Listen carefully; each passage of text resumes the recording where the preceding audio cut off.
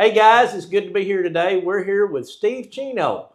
He is owner of ACS Squared. They do a lot of land surveying, which is something that we felt like was very important for us to bring to the surface in our tailgate talking. Without further ado, I want to introduce you to Steve. Steve, good Thanks for having me. Appreciate you. Yes, yeah, sir. Yeah. So, Chance, this is something that he just loves, this part of what we do. And I do too. We all use our softwares that we have. Oh, yeah. That we measure out a piece of property to see, well, that doesn't really look like that's what it says it is. And then you come in and you'll say, well, it's probably not right. what it seems to be. Right. You know, in this case. Yeah. And so how can you help somebody understand why it's important for this? Because there are so many times that somebody has a piece of property. I got one that's for sale right now that hadn't changed hands in over 100 years. Oh, yeah. Yeah. And then I've got this one that's been sold off, been in the family forever, divided up, and it was off. You know, it was a 200 and something acre farm, and it was off 6 acres. The easiest way to understand it, and also the hardest at the same time, is that all of our surveying law in the United States comes from English common law. And the big surprise about English common law is that they really didn't care about distances. Right. So whenever they would go do a survey, you may have heard this phrase before, following in the footsteps of the surveyor. Yeah. Or the guy that did it before you. Mm-hmm. That's what they did. In England, they would just get all the town elders together and they would go to the fence row and they would say, you know, Elder Housman, is this the fence row? Yeah, that's it. Elder Futrell, is this the fence row? Yeah. Yeah. You hear that, everybody? This right here is the line. Yeah. And everybody agreed. Yeah. And you went forward. It wasn't until they came to America, we started divvying out 40-acre plots for, you know, Army service or however that land came to be, that they needed to know where it was. And so now they needed a precise way to measure out where does this 40 acres lie. And that's whenever they started using they've always had the theories and the math and the actual practice of being able to survey out a piece of land. Yep. But it wasn't until then that it started getting important. And so now to come full circle to your question, you know, how does a 100-year-old lot that nobody's looked at in 100 years besides this deed get surveyed? Mm-hmm. And so that's what we're tasked with. And it's hard to get people to understand. You know, number one, the hardest thing of all is when people hire me, I almost always tell them, I'm not on your side. Sure. I'm an impartial party that finds facts and puts them on the ground so you can see what the record says, what the evidence in the field says. I've heard that before. Yeah, exactly. You told me that. Yeah. I don't. And sometimes I've been fired from it, you know, because I'll go do my job and I'll present the facts and, you know, this particular individual, I won't say one way or the other, man or woman, but they said, you know, you're no longer needed. You know, you're helping my neighbor out. And I said, no, I'm not helping anybody. I'm just here to present facts and show you what the record says and then what the evidence showed in the field with all of the adjoiners. And so that's very important. We need to go talk to the neighbors. We need to talk to the landowners. We need to go pull deeds that go beyond just the scope of the deed. That's the other thing that gets people tore up is I'll go start doing their survey and I'll be 3 blocks over surveying another piece of property. I'm not surveying that property. No. I'm setting up the baselines and the ties. I'm getting one that matches. Yeah, that shows, you know, how this came to be, how this got cut out of this. And they'll tell me, you know, hey, man, I don't know how much they're paying you, but it's right here. You know, this is the piece we're surveying. You're over here, you know, 800 feet away. You're nowhere near. But it's all part of the process to get us, like you said, you can get out there with your Onyx or your Regrid or any of those apps and get pretty darn close. Sure. Because what they've done is they've bought all of this property line data from all of the different PVAs. And so they'll buy that data and they'll feed it into their program so that when you go out there, they have a representation of what their ownership should be, but it's for tax purposes only. It's so that they can figure out, we're going to get your dollar, but we just need to get close enough that the law says we're not, you know, stealing from you. And so you do get situations where you'll come back later, you know, someone's been paying for 20 acres for 20 years, and then you'll do the survey and it's 18 acres. Yeah. Now, that's not very much, but over 20 years, that extra 2 acres that you're paying taxes on, yeah, it adds up. But it goes the other way too. You know, we'll find some that somebody's been paying for 20 acres and they have 25 acres. And so it all evens out, but it's better for everybody when we know where it's at. Exactly. And I just had one, and had 7/10 of an acre, Yeah. and there was no ownership on this thing. Yeah. After they got done surveying it. Oh yeah. Yeah. This does not go. Yeah. Yeah. And yeah. this is where the taxes have been, but it doesn't go there. Right. That's one of the questions I actually wanted to ask. Is that's common? Yeah. Very common. People pass away. People say, "Well, the family, we've been paying taxes on it. Oh yeah. It's ours." Yeah. How do you resolve that? Yeah, that's a great question. That's one of your nightmare scenarios, but it does happen. Where you'll have, I'm working on one right now. Yeah. Where the guy's been paying taxes on it, and he knows that he doesn't own it. But he knows that the guy that did own it died 40 years ago, and nobody has ever developed it. Nobody's contested Nobody's ever contested it. It's his word against and a so dead man at that point. It is. And there is, there are mechanisms in place for that, though. I don't know if y'all have ever had to do it, but a quiet title. Mm-hmm. And so you know how that goes. So basically what happens is it's really strange. So the land gets put on trial. Now, the land obviously can't have anybody. It doesn't have a voice, but there's an attorney that's, represents it and says, hear ye, all heirs are called to step forward. And it's part of his job to go through the record, try to find the heirs, try to find any of those remaining heirs and send them notices that, hey, this thing's about to be taken by this guy because he's the only claim now. And here's his claims. He's got taxes paid. He's got occupation. And, everybody wants to say that they've done adverse possession. Well, it rarely ever happens that somebody gets adverse possession. Sure. How many times have you heard somebody say, just small talk? Yeah. Well, I've been paying taxes on it for so long, it's mine. 15 years. I own it. I've been mowing it. I've been mowing it. I've been mowing it. I've been mowing it. Yeah, yesterday. But is that real? No.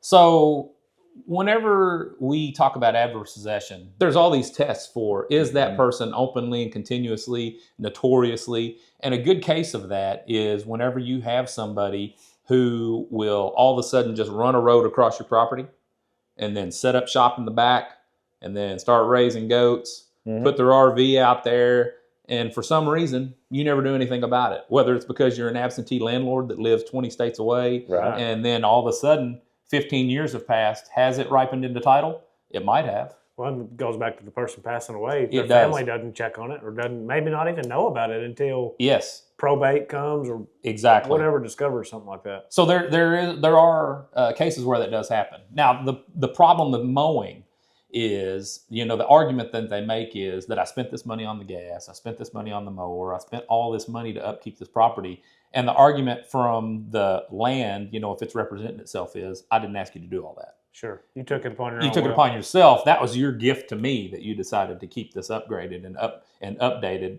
Now, when you've built a structure, that's a different statement. You're notoriously saying, look at my structure. This is mine. This is mine. This is what I'm doing. And if nobody ever challenges you, it can ripen into title. And then that's whenever you get some real fun stuff that happens. Oh, gosh, you really need to get a survey. You really need to get a lawyer involved who can do a title search and make sure that because here's what's funny too, is sometimes stuff like that will happen and you'll have somebody come out of the woodworks and say, yeah, I knew they did it.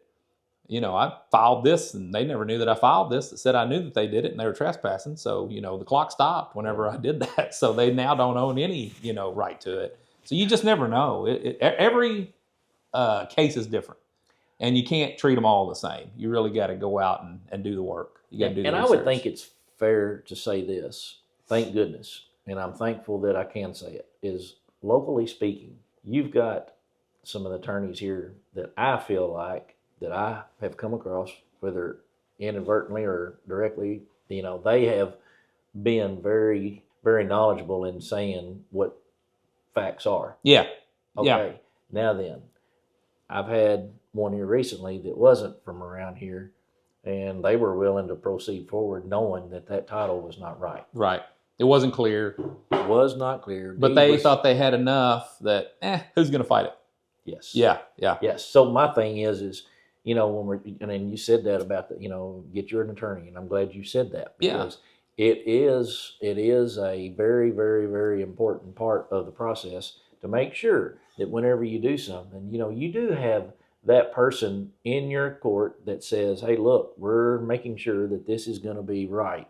Not only right for you, but right for the people that it's coming from, because you don't want to end up here again. Yeah. Yeah. You know, and that's tough. Yeah, and I think you raise a good point too. Is that as part of the reason also why we're going out, 3 blocks in all the different directions. We're taking care of the neighbors too. Yep. We're making sure that whatever is coming to you per the deed, but also whatever they've got coming to them is going to them. Right. So that and the biggest, we go to conferences every year to get our continuing education. Sure. And the number one thing they always try to hammer home is, if there's not a problem out there, don't create one. Sure. If these guys agree that the fence is there and it's always been the fence, but you with your superior math come up and say, no, it's a foot different, maybe you should just let that lie. Maybe you should have them. If everybody's in agreement, don't stifle the agreement. Yeah, and commit it. Put it on your plat. I met with Mr. Housman. I met with Chance. They said because it is documented, right? Exactly. And then it's documented, and everybody agrees. And at the end of the day, you didn't have to spend extra money on an attorney. And I love my attorney friends. Don't get me wrong, but we always make the joke that if you do get in a land dispute case and you got 2 attorneys, the only people getting paid are the 2 attorneys. Well, you're not gonna win anything even when you win, because you still got to pay them. Yeah. And that's just the nature of what we're dealing with. And so it's a hard concept, and it's really hard to try to explain, it on someone's front porch in 10 minutes when you've met them, and why are you doing this? Why do you keep going? Yeah, they just can't understand. And and so I was thinking that it's a problem. Yeah. And what's so going on? Why are you here? What exactly. That's the main thing. And that's when you I tell can see that. This is where the Buc-ee's is going, and then it's in Simpsonia. Yeah, for sure. I wish. I say, it's right behind the Target. Y'all haven't seen the plans?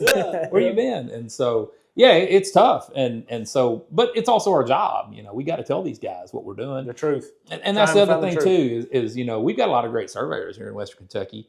And even as good as we are, you still have times when, you'll go talk to somebody and I'll be like, they'll say, well, the surveyor was here. And I'll say, well, did they talk to you? No. I was like, well, why didn't they talk to you? That's part of the job, is to come and talk to the neighbors and figure out, what that I tell everybody when I come on site for the first time, I'll say, I'm the dumbest man on this piece of property right now.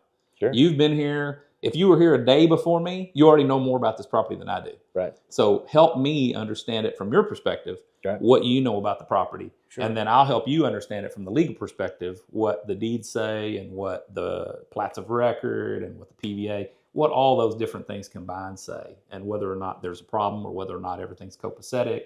And, like I said earlier when we were talking, sometimes talk myself out of a job and tell them, hey, you don't need me. You need this, or you need this person. Don't use me just to get you one more perspective whenever that's not what you really need. I know me and Kevin, between the 2 of us, we get to talk to a lot of people. Sure. We get to see a lot of different properties. Every property is unique in its own way. Yeah. You're the same way. You get to actually get in depth. Oh, yeah. I mean, you got swamps, lakes. Airports. You get to see Walmart, a million different things. Yeah. So, you never know what it's going to be. No, you never know. So I bet every piece of land I've sold or listed, one of the first questions is, does it have a survey? And it seems, I don't even know if it's 50-50. Do you think it is? I don't. I would doubt it. It probably isn't. Yeah. Like you said, you got one that hadn't transferred in 100 years. There's a lot of that in Western Kentucky. Yeah. A lot of families have never give up on anything. Yeah, for sure. So if somebody comes to me or Kevin and they ask the question, should I get a survey? When should or shouldn't they? I guess first start off, when do you think a person shouldn't worry about getting a survey? Sure. In the cases where you've got that 100-year owner, and you've still got some of those old adjoiners, like some of those old families, they've always been the same families. There's a lot of times when you're not going to need to get a survey.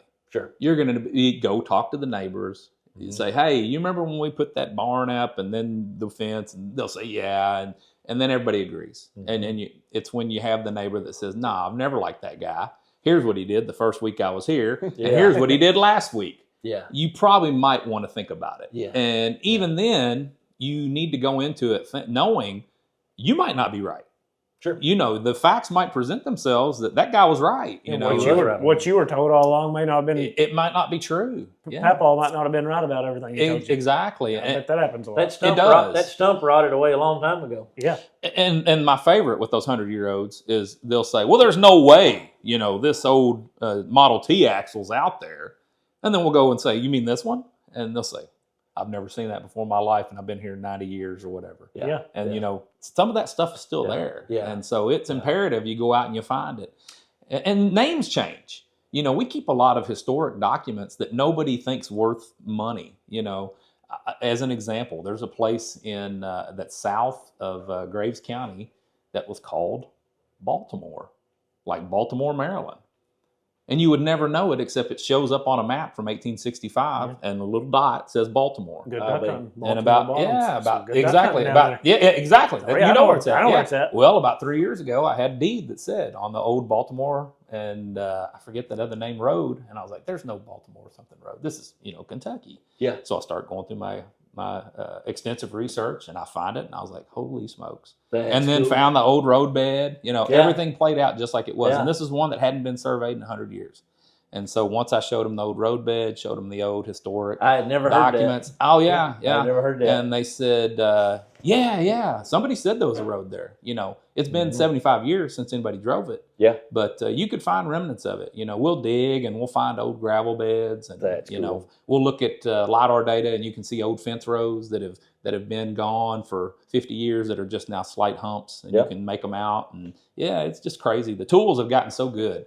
And, there's no excuse to not do extensive research now. You know, we have aerials from 68 and 52 that you can overlay and bring up and see these old farm lines. You know, some of these farms don't even resemble what the deeds look like now, you know, and you'll go back in time and you'll pull them in, and it's a perfect match. You're like, oh, this is exactly what they meant when they said, you know, cut this farm out here, cut this farm out here. You can't see it now. They've let it grow up, or they've changed it. It's not for cattle anymore. Now it's for white pine because West Vaco bought it, or, you know, you just don't know what the change has become. So it's tough. You know, you can't know every time. And so I'll spend a little money of my own just to figure out whether or not I even want to get into it. You know, I'll do the research, get the deed, get the maps, start doing probably about 2 hours of work before I even give them a quote. You have to do that. You can't. And it does upset people sometimes. You know, they'll say, well, just tell me how much it's going to be. Well, I can't tell you how much it's going to be. Right. I need to know all of these variables so that I'm not sticking my foot in the bear trap and not, you know, holding on to you while I'm in it, so that the bear can come and eat you too. So exactly. Oh gosh. So they're all different, but it's a great question to ask, and a good surveyor and a good real estate attorney, they'll both usually arrive at the same answer, you know, after they do their initial deed research. Right. Yeah, so, I'm sure if you pull up on a piece of land and here comes a neighbor, pulls in, gravel flying, mad because you're there. Yeah. That'd probably be a good time. It's usually a good time. Yeah. It's usually a good time. And something that most people don't know either is that in Kentucky we have what's called right of entry. So as a surveyor, you can go on anybody's property. I never knew that. If you ask for permission. Oh, okay. So you got to ask. If they're not home, you try to leave them a note, say, call me, I need to get access to your property.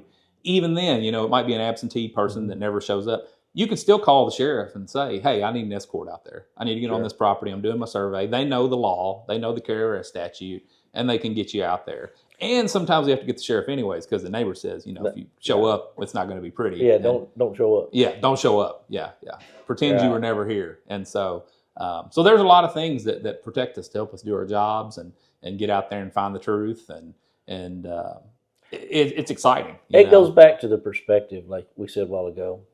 You know, it doesn't mean that there's something wrong. Exactly. It doesn't mean that you're trying to take something from anybody. It just means, hey, we're trying to state facts. Yeah. And this fact is going to be this post here, that post there. Oh yeah. And that's all it is. Yeah. Yes, sir. You know. Yeah. You know, everybody gets a little nervous. If somebody went out here right now and started surveying my line, I'd be like, hey, you know, what is this? Yeah. You know. Yeah. I get the questions, but it's not, in my opinion, you know, there's nothing to be alarmed about. And no. And it's to protect both sides. Right. That's the part that I understand from my job. You know, would I want to know what's going on? Sure I would. Yeah. But I still understand it's to protect me and to protect them. It is. And one of my favorite things to, kind of defuse situations when I have somebody that's upset about it, I was like, hey, listen, this guy's paying for you to get your line survey. You're going to know. Well, he's paying for your exactly. side. That's a good. You're getting a free point. survey for your line here that you may have not ever known. And, well, we just ran into that. That's all right. We just ran into that. All the neighbors. Exactly. They were excited. They were super excited. Yeah, so they're getting to know a lot. They are. Now they're also being brought up to speed at the same time. And I didn't look at it that way. Yeah. That's good. And they come out there and they'll tell you. They're like, hey, you know where that's at? I got an idea. Can you tell us when you know? Yeah, for sure. What did you think it was? Now that you're out here. Yeah. Well, I was always told by my daddy that it goes to blah, blah, blah. And Sure. I say, well, I don't know until I examine all the evidence, weigh it out, figure it out. Yeah. And I said, but I'll be happy to come out here and show you what my findings are. That's part of what we do. The only time we don't do that is if it's a commercial property, that has some NDAs. Sometimes you'll have a non-disclosure agreement because they don't want the competition to know. There are times when we can't. And those are entertaining too, because they really got to know, well, what's going on here? Well, I can't really say. Well, why can't you? Yeah. Well, the bingo parlor. Oops, I've said too much. Yeah. Didn't mean to let that slide. Yeah. So it's all over. You just never know what you're going to get into. Man, I'm glad you came. I hope we can get you back again. I'd love to. Because, man, we didn't even scratch the surface on so much stuff clear. Correct. And it's all about education, Yep. and that's part of our job too. We haven't done the best job as surveyors of putting it out there. And, I think everybody can remember the one old crotchety surveyor they knew, that you'd see him out and he didn't really want to stop because he's go. And, sure. We really do. We need to slow down and, educate and try to help. And well, I can't wait till next time. Yeah, me neither. We'll do it. No, I appreciate you guys having me. Thank you, buddy. Y'all, thank you for tuning in and checking this out today. We've got a lot of contacts, just like Mr. Chino here. We can get you hooked up with them. I want to be confident that we can get you in contact, and at the end of the day, you're happy, and we've got you in the right spot.